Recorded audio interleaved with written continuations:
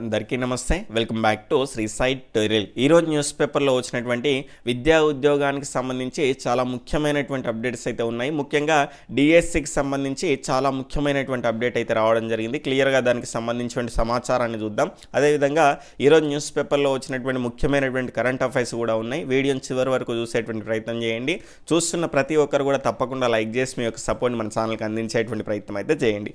ప్రతిసారి ఎందుకు అడుగుతూ ఉంటామంటే చాలామంది చూస్తున్నప్పటికి కూడా లైక్స్ మాత్రం చేయట్లేదండి. మీరు లైక్ చేస్తే నాకు సపోర్టివ్గా ఉంటుంది, నాకు మోటివేటెడ్గా ఉండి మరింత సమాచారాన్ని మీకు అందించడానికి అవకాశం ఉంటుంది. కాబట్టి ప్రతి ఒక్కరు లైక్ చేసి కనీసం 1000 లైక్స్ అయినా మీరు ఇచ్చేటువంటి ప్రయత్నం అయితే చేయాలి. ఇలాంటి అప్డేట్స్ అదేవిధంగా డిఎస్సికి సంబంధించినటువంటి ముఖ్యమైనటువంటి సమాచారంతో పాటు డైలీ లైవ్ టెస్ట్లను మీరు పొందాలి అనుకుంటే ఈ వీడియో క్రింద ఉన్నటువంటి సబ్స్క్రైబ్ బటన్ని క్లిక్ చేసుకొని పక్కన ఉన్నటువంటి ఆల్ నోటిఫికేషన్ బెల్ ఐకాన్ని క్లిక్ చేసుకునేటువంటి ప్రయత్నం అయితే చేయండి. ఇక్కడ విద్యాశాఖ ముఖ్య కార్యదర్శిగా బుర్రా వెంకటేశం అనేటువంటి అంశాన్ని అయితే చూస్తున్నాం. ఇక్కడ మనకు కళాశాల సాంకేతిక విద్యాశాఖ కమిషనర్గా అదనపు బాధ్యతలు అనేటువంటి అంశము. రాష్ట్రంలో పలువురు ఐఏఎస్ల బదిలీలు జరిగాయి. పలువురికి సంబంధించినటువంటి ఐఏఎస్ల బదిలీల్లో భాగంగా విద్యాశాఖ ముఖ్య కార్యదర్శిగా సీనియర్ ఐఏఎస్ బుర్రా వెంకటేశం అయితే నియమిస్తూ ప్రభుత్వం ఉత్తర్వులు అయితే జారీ చేసింది. ఇక్కడ 1995 ఐఏఎస్ బ్యాచ్కి చెందినటువంటి బుర్రా వెంకటేశం బీసీ సంక్షేమ శాఖ ముఖ్య కార్యదర్శిగానైతే కొనసాగుతున్నారు. మొత్తంగా విద్యాశాఖకు సంబంధించినటువంటి దీనికి సంబంధించిన బదిలీల ప్రక్రియ అదంతా కూడా దాదాపుగా అయిపోయింది. అయితే ఈ సందర్భంలో కనుక చూసుకుంటే 5089 ఉపాధ్యాయుల డిఎస్సికి వచ్చే నెల అనుబంధ నోటిఫికేషన్. ఈ అంశాన్ని జాగ్రత్తగా గుర్తుపెట్టుకొని మీ యొక్క ప్రిపరేషన్ని వేగవంతం చేయండి. పిచ్చి ఆలోచనలు పెట్టేసుకొని, ఎందుకంటే ఈరోజు ఒక ఆర్టికల్ వచ్చింది కాబట్టి ఆ రకంగా మాట్లాడుతున్నారు. ఒక వ్యక్తి సూసైడ్ అనేటువంటిది చేసుకోవడం జరిగింది. అది నిన్న వచ్చినటువంటి ఆర్టికల్. దానికి సంబంధించి కూడా మనం క్లియర్గా మాట్లాడుకునేటువంటి ప్రయత్నం అయితే చేద్దాం. ఖచ్చితంగా ఈ ప్రభుత్వంలో నోటిఫికేషన్లు అనేవి వస్తూ ఉంటాయి కాబట్టి మనం సీరియస్గా మన యొక్క కాన్సన్ట్రేషన్ అంతా కూడా మన యొక్క ప్రిపరేషన్ పైన ఉండాల్సినటువంటి అవసరం అయితే ఉంటుంది.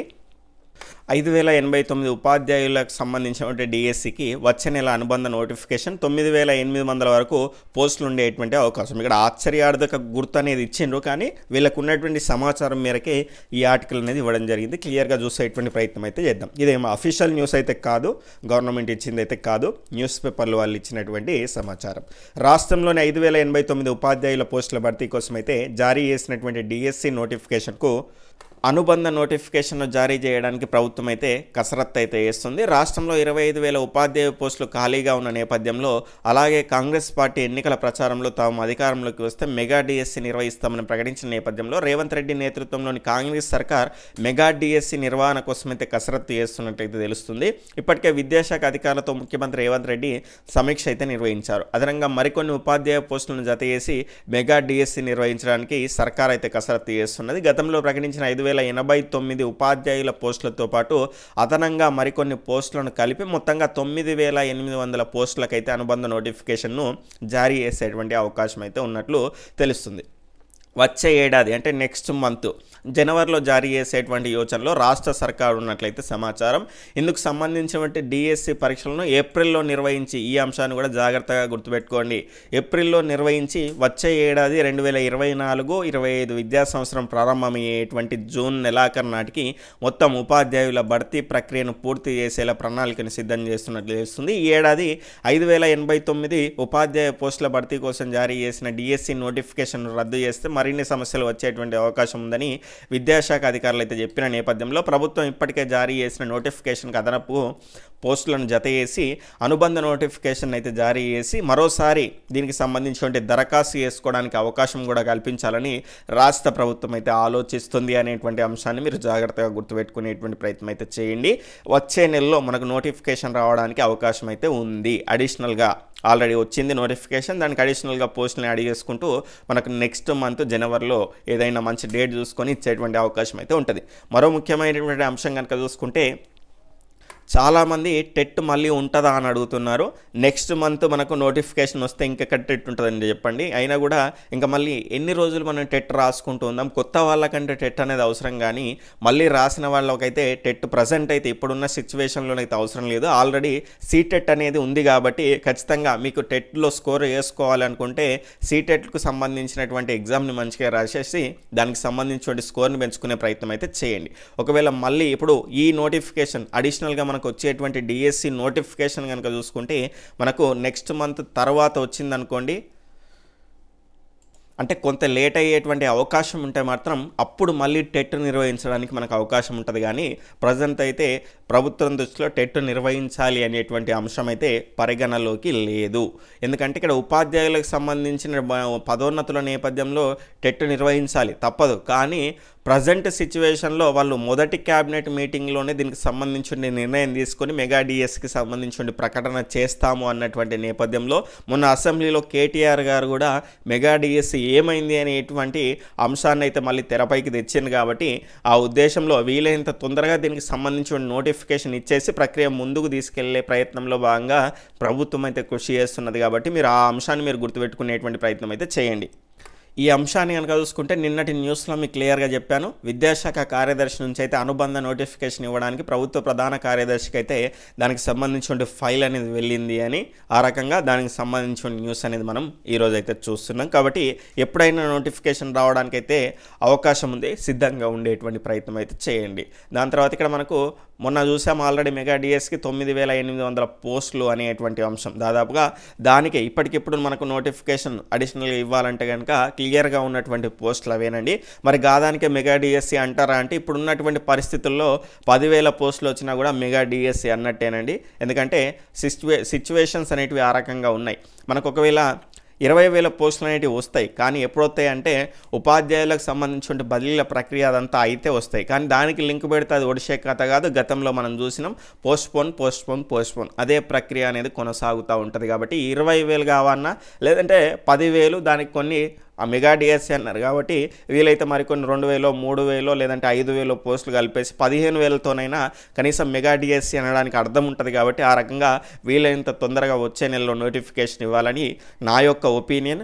మీరేమనుకుంటున్నారో, లేదంటే మీరు టెట్ కావాలనుకుంటున్నారా, లేదంటే మళ్ళీ డిఎస్సి కొంచెం లేట్ కావాలనుకుంటున్నారా, వీలైనంత తొందరగా ఇవ్వాలనుకుంటున్నారా, 15,000 పోస్టులు ఉండాలనుకుంటున్నారా, 10,000 పోస్టులు ఉండాలనుకుంటున్నారా, 20,000 పోస్టులు ఉండాలనుకుంటున్నారా, కామెంట్ సెక్షన్లో మీ యొక్క అభిప్రాయాలను తెలియజేసేటువంటి ప్రయత్నం అయితే చేయండి. ఇక్కడ 9,800 పోస్టులు అయితే క్లియర్గా ఉన్నట్టు మనం మొన్ననే క్లియర్గా చూసాము.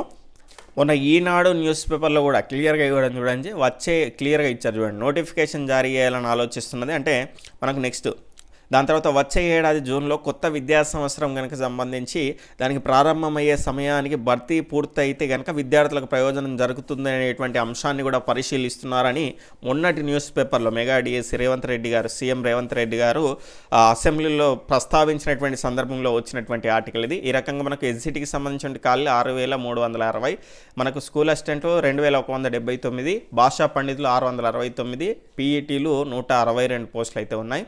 ఈ రకంగా మీరు చూసుకునే ప్రయత్నం అయితే చేయండి. ఇక్కడ నేను ఎందుకంటే పిచ్చి ఆలోచనలు పెట్టుకోకండి అన్నాను అంటే ఈ రకమైనటువంటి న్యూస్ అండి. నిన్న మిస్ అయ్యాను నేను. చాలామంది అభ్యర్థులు అయితే సార్ మాట్లాడలేదు మీరు దాని గురించి, ఖచ్చితంగా మాట్లాడాల్సినటువంటి అవసరం ఉంది అన్నారు. కాబట్టి ఈ అంశాన్ని మీరు అన్నారు అని కాదు, నేను చూస్తే నేననే ఈ అంశాన్ని ముందుకు తీసుకొచ్చేవాడిని. గతంలో కూడా ఇలాంటి అంశాలు చాలా తీసుకొని రావడం జరిగింది. నిరుద్యోగి ఆత్మహత్య, ఊర్లో ముఖం చూపించుకోలేకపోతున్నానంటూ నోటు, మహబూబ్ నగర్ జిల్లా సూర్య తాండాలో ఘటన, సూసైడ్ చేసుకోవడం జరిగింది. కేవలం 23 సంవత్సరాలు మాత్రమే ఉన్నాయండి. ఇక్కడ చూసుకుంటే ఉద్యోగాల వేటలో 40 సంవత్సరాలు దాటినా కూడా మనకు అవకాశాలు ఉన్నాయి. కాబట్టి ఇప్పటికి కూడా దృఢ సంకల్పంతో ప్రిపేర్ అవుతున్నటువంటి సందర్భాలు అయితే మనం చూస్తున్నాం. దాంతో పోల్చుకుంటే 23 సంవత్సరాలు అనేది పెద్ద విషయం ఏం కాదు. కాబట్టి ఇలాంటి పిచ్చి నిర్ణయాలు తీసుకోకండి. ఎందుకంటే జీవితంలో ఉద్యోగం అనేది చాలా ముఖ్యమైనటువంటి అంశం. కానీ అదే జీవితం కాదు కదా, ఎన్నో అంశాలు ఉన్నాయి. బతుకుంటే బజ్జీల వండి పెట్టుకొని కూడా మనము గవర్నమెంట్ ఉద్యోగి సంపాదించేదానికంటే ఎక్కువ సంపాదించడానికి అవకాశాలు అయితే ఉన్నాయి. క్లియర్గా మనము ఉదాహరణలు కూడా చూస్తున్నాం. కాబట్టి ఇక్కడ చూసుకుంటే ఇతను వాళ్ళ తల్లికి కనుక చూసుకుంటే వాళ్ళ భర్త కూడా లేదంటే ఈ పిల్లగాడికి నాన్న కూడా లేడు, తల్లి కష్టపడి పనులు చేసుకొని వీళ్ళని చదివిస్తున్నది. ఇలాంటి ఘనకార్యం అయితే చేయడం జరిగింది. కాబట్టి ఇది సరైనటువంటి అంశమా, మీరు కూడా ఒకసారి ఆలోచించేటువంటి ప్రయత్నం అయితే చేయండి.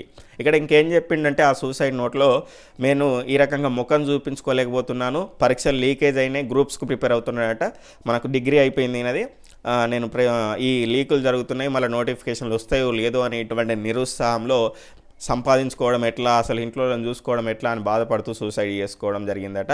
ఇలాంటి పిచ్చి పనులు మాత్రం మీరు చేసుకోకండి. ఎందుకంటే 2 పిల్లలు వాళ్ళ భర్త కూడా లేడు, కష్టపడి వీళ్ళిద్దరిని చదివిస్తూ ఉన్నది. తమ్మునికి చెప్పిండట అమ్మని మంచిగా చూసుకొని. అరే బాబు, బతికుండి నువ్వు మంచిగా చూసుకుంటావా, లేదంటే చచ్చిపోయి నువ్వు ఏం చేద్దాం అనుకున్నావు నాకైతే అర్థం కావట్లేదండి. ఎందుకంటే ఇక్కడ చూసుకుంటే ఏదైనా కూడా జీవితంలో ఉద్యోగం అనేటువంటిదే ముఖ్యమైనదని కాదు, ఖచ్చితంగా అది వస్తే జీవితాలు బాగుపడతాయి. కానీ ఇక అదే జీవితంగా మీరు దాని గురించి మీరు ఆలోచించుకుంటూనైతే ప్రిపేర్ కాకండి. ఎందుకంటే ఏదైనా జరగవచ్చు. ఆపుకోలేని దుఃఖం కొన్ని క్షణాల మనకు ధైర్యం చాలంట సూసైడ్ చేసుకోవడానికి. కాబట్టి ఆ కొన్ని క్షణాలు మీరు జాగ్రత్తగా ఆలోచించండి. మా కుటుంబం మాకేం చేసింది, మేము కుటుంబానికి ఏం చేయాల్సినటువంటి అవసరం ఉన్నది, జాబ్ వస్తే నేను ఏమైనా చేయగలుగుతానా, లేదంటే మిగిలినటువంటి దారుల ద్వారా నేను చేసుకోవడానికి అవకాశం ఉందా. ఎందుకంటే ఏం చేయకపోయినా కూడా ఇంటి దగ్గర ఆ తల్లికి చేదోడు వాదోడుగా ఉన్నా కూడా ఆ తల్లికి ఎంత ధైర్యం ఉండేది. ఇప్పుడు చనిపోయిన తర్వాత ఆ తల్లికి ఆ పట్టరాని దుఃఖంతో ఏమైనా చేయగలుగుతుందా, అసలు ఆ ధైర్యం ఉంటుందా అనేటువంటి అంశాన్ని గుర్తుంచుకుంటే కనుక ఈ నిర్ణయాన్ని తీసుకోకపోయేవాడు. కాబట్టి ఇలాంటి అంశాలను మీరు పరిగణలోకి తీసుకునేటువంటి ప్రయత్నం అయితే చేయండి. ఇలాంటి ఆలోచనలు కూడా మీరు దగ్గరికి తీసుకొని రాకండి. ఎందుకంటే మీ యొక్క ప్రిపరేషన్ వేగవంతం చేయండి. ఆల్రెడీ వచ్చే నెలలో కూడా మనకు నోటిఫికేషన్ రావడానికి ఎక్కువ అవకాశం ఉంది. మిగిలినటువంటి నోటిఫికేషన్లు కూడా రెగ్యులర్గా మనకు రావడానికి ఎక్కువ అవకాశాలే ఉన్నాయి. కాంగ్రెస్ ప్రభుత్వాలు కనుక చూసుకుంటే గతంలో చూసినా ఇప్పుడు చూసినా ఎప్పుడైనా కూడా దాదాపుగా ఉద్యోగాల విషయంలో మాత్రం రెగ్యులర్గా నోటిఫికేషన్ ఇస్తూనే ఉంటుంది. ఒకసారి గత పరిస్థితులను కూడా మీరు పరిగణలోకి తీసుకునే ప్రయత్నం అయితే చేయండి. ఇది ఎందుకు తీసుకొచ్చిందంటే బిగ్ బాస్ విజేతగా మనకు రైతు బిడ్డగా పేరైతే వచ్చింది. సోషల్ మీడియాలో కనుక చూసుకుంటే ఫేమస్ కావడం జరిగింది. వ్యవసాయం చేసుకుంటూ వీడియోలు తీసుకుంటూ ఫేమస్ కావడం జరిగింది. రెగ్యులర్గా నేను బిగ్ బాస్కు వస్తా, బిగ్ బాస్ తీసుకెళ్ళాలి అని వీడియోస్ చేయడం ద్వారా ఎవరు ఊహించని విధంగా బిగ్ బాస్లో అవకాశం వచ్చింది. అప్పుడు చాలామంది తిట్టిండ్రు ఇదేంద్ర బాబు అని. దాని తర్వాత చూసుకుంటే ప్రతి ఒక్కరు కూడా సపోర్ట్ చేసి ఈరోజు బిగ్ బాస్ విజేతగా నిలపడం జరిగింది. ఈ రకంగా మనం ఏవైనా సాధించడానికి మనకు అవకాశం ఉంది. ఒక అవకాశం మిస్ అయిందంటే మరొక అవకాశం మన కోసం వెయిట్ చేస్తుంది అనేటువంటి అంశాన్ని మీరు గుర్తుపెట్టుకోవాల్సినటువంటి అవసరం అయితే ఉంటుంది. ఇక్కడ చూసుకుంటే 35 లక్షల నగదు, కారు, రూపాయలు 15 లక్షల విలువైన బంగారం దక్కించుకున్నారు అనేటువంటి అంశాన్ని అయితే చూడొచ్చు. కాబట్టి ఇలాంటి నిర్ణయాలు తీసుకోకండి. నెక్స్ట్గా కరెంట్ అఫైర్స్ అంశంలో భాగంగా భారత్ను 3వ అతిపెద్ద ఆర్థిక వ్యవస్థగా మార్చేది మేమే అంటూ నరేంద్ర మోదీ అయితే వ్యాఖ్యలు అయితే చేయడం జరిగింది. ప్రపంచంలోనే అతిపెద్ద అత్యాధునిక వజ్రాల వ్యాపార కేంద్రం డైమండ్ బోర్డ్స్ ఇది. ఈ భవన సముదాయాన్ని ప్రధాని మోదీ అయితే ఆదివారం ప్రారంభించారు. వచ్చే ఏడాది తాను 3వసారి ప్రధాని పదవి చేపడతానని ఇక్కడ అవన్నీ మనకు పక్కకు పెట్టేస్తే గుజరాత్లోని సూరత్ నగరానికి సమీపంలో కజోడ్ గ్రామంలో ప్రపంచంలోని అతిపెద్దదైన అత్యాధునిక వజ్రాల వ్యాపార కేంద్రం దీన్ని అయితే ఇక్కడ ప్రారంభించడం జరిగింది. ఇది గుర్తుపెట్టుకోండి. ఏకకాలంలో 4 గగనతర లక్ష్యాల ఛేదన అయితే చేస్తున్నాము అనేటువంటి అంశం ద్వారా ఏకకాలంలో 4 గగనతల లక్ష్యాలను ఒకే ఫైరింగ్ యూనిట్ ద్వారా ఏకకాలంతో ఛేదించగల సామర్థ్యాన్ని సొంతం చేసుకున్న తొలి దేశంగా భారత్ అవతరించిందని రక్షణ పరిశోధన అభివృద్ధి సంస్థ DRDO మనకైతే చెప్పడం జరిగింది ఎక్స్ వేదికగా. అస్త్రశక్తి మిలిటరీ విన్యాసాల్లో ఈ నెల 12న నిర్వహించిన అస్త్రశక్తి మిలిటరీ విన్యాసాల్లో దేశీయంగా అభివృద్ధి చేసినటువంటి ఆకాశ్ క్షిపణి వ్యవస్థ సంబంధిత సామర్థ్యాన్ని అయితే విజయవంతంగానైతే ప్రదర్శించినట్లు తెలపడం జరిగింది. అస్త్రశక్తి మిలిటరీ విన్యాసాల్లో భాగంగా ఏ క్షిపణి వార్తల్లో నిలిచింది అంటూ 4 గగనతల లక్ష్యాలను ఒకే ఫైరింగ్ యూనిట్ ద్వారా మనకు ఛేదిస్తూ అంటే ఆకాశ్ క్షిపణి అనేటువంటి అంశాన్ని గుర్తుపెట్టుకోండి. నెక్స్ట్ జనవరి 2024 నుంచి వెపన్ సిస్టమ్ బ్రాంచ్ శిక్షణ ప్రారంభం అంటూ భారత వాయుసేనలో అత్యంత కీలకంగా మారనున్నటువంటి నూతన విభాగం వెపన్ సిస్టమ్ బ్రాంచ్ అధికారులకైతే శిక్షణ వచ్చే జనవరిలో ప్రారంభమైతే కానుంది. దేశానికి స్వాతంత్రం వచ్చిన తర్వాత భారత వాయుసేనలో ప్రారంభిస్తున్నటువంటి తొలి ప్రత్యేక విభాగం ఇదే కావడం గమనార్హం అనేటువంటి అంశాన్ని కూడా మనం క్లియర్గా చూస్తున్నాం. ఇది గుర్తుపెట్టుకునేటువంటి ప్రయత్నం అయితే చేయండి. నెక్స్ట్ ఒమన్ పాలకుడు హైతమ్ బిన్ తారిక్ భారత ప్రధాని నరేంద్ర మోదీతో 2023 డిసెంబర్ 16న ఢిల్లీలో భేటీ అయ్యారు. సముద్ర జలాలు, డిజిటల్ చెల్లింపులు, అంతరిక్షం, హరిత ఇంధనం, క్రికెట్ తదితర 10 కీలక రంగాల్లో ద్వైపాక్షిక సహకారాన్ని పెంపొందించుకునే లక్ష్యంతో వీరు దార్శనిక పత్రాన్ని అయితే ఆమోదించారు. ఆల్రెడీ మనం నిన్న చూసాం దీనికి సంబంధించి. తర్వాత ITF ప్రపంచ ఛాంపియన్ 2023 అవార్డులను సెర్బియా స్టార్ నోవాక్ జకోవిచ్, బెలారస్కు చెందినటువంటి అరియానా సబలెంకా 2023 డిసెంబర్ 15 అయితే గెలుచుకోవడం జరిగింది. దీన్ని గుర్తుపెట్టుకోండి. జకోవిచ్ రికార్డు స్థాయిలో 8వసారి ఈ సీజన్ నంబర్ 1గా ముగించాడు. దీనికి సంబంధించిన అప్డేటు. కువైట్ పాలకుడు షేక్ నవాబ్ అల్ హమ్మద్ అలా ఇక్కడ మనకైతే 16 మరణించడం జరిగింది. నిన్న మనం ఆల్రెడీ చూసాం. ఈ ముఖ్యమైనటువంటి అంశాలుగా మనం గుర్తుపెట్టుకోవాల్సినటువంటి అవసరం అయితే ఉంటుంది. ఈ రకంగా ఈరోజు న్యూస్ పేపర్లో వచ్చినటువంటి విద్యా ఉద్యోగ సమాచారం అయితే ఉంది. మీకు ఉపయోగపడింది అనిపిస్తే కనుక ఖచ్చితంగా మీ యొక్క ఫ్రెండ్స్కు షేర్ చేసేటువంటి ప్రయత్నం అయితే చేయండి. బాయ్, టేక్ కేర్, జై హింద్.